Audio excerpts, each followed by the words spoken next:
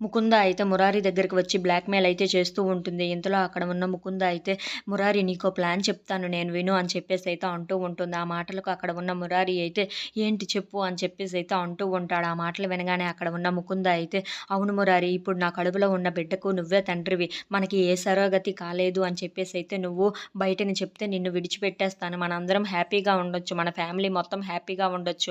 అలాగే కృష్ణను కూడా వదిలించుకోవచ్చు ఈజీగా" అని చెప్పేసి అయితే అంటూ ఉంటుంది. ఆ మాటలు వినగానే అక్కడ ఉన్న మురారి అయితే చాలా కోపంగా ముకుందనైతే చూస్తూ ఉంటాడు. ఇంతలో అక్కడ ఉన్న ముకుంద మాత్రం "నా ప్లాన్ ఎలా ఉంది మురారి" అని చెప్పేసి అయితే అంటూ ఉంటుంది. ఆ మాటలు వినగానే అక్కడ ఉన్న మురారి అయితే "నీ బొంద నీ మొహంలాగా ఉంది" అని చెప్పేసి అయితే అంటూ ఉంటాడు.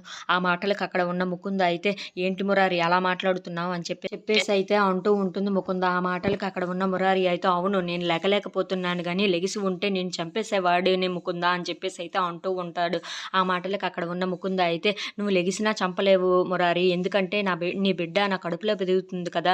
నీ బిడ్డ నా కడుపులో కదులుతుంది కదా!" అని చెప్పేసి అయితే అంటూ ఉంటుంది. ఆ మాటలు వినగానే అక్కడ ఉన్న మురారి అయితే ఒక్కసారిగా షాక్ అయిపోయి అలా ముకుందనైతే చూస్తూ ఉండిపోతాడు. ఇంతలో అక్కడ ఉన్న ముకుంద అయితే "ఇప్పుడు నేను చెప్పిన ప్లాన్ ప్రకారం ఉంటే మనం బయటికి వెళ్ళి చాలా చక్కగా ఉండొచ్చు. లేదంటే నువ్వు ఇక్కడే ఉండి, నేను ఇక్కడే ఉండి ఆ బిడ్డని చంపేస్తాను. అలాగే అక్కడ ఉన్న కృష్ణను కూడా చంపేస్తాను" అని చెప్పేసి అయితే అంటూ ఉంటుంది. ఆ మాటలకు విన్న మురారి మాత్రం చాలా భయపడిపోతూ ఉంటాడు. ఇంతలో అక్కడ ఉన్న మురారిని చూసి "నిజం, నేను చెప్తుంది నిజం.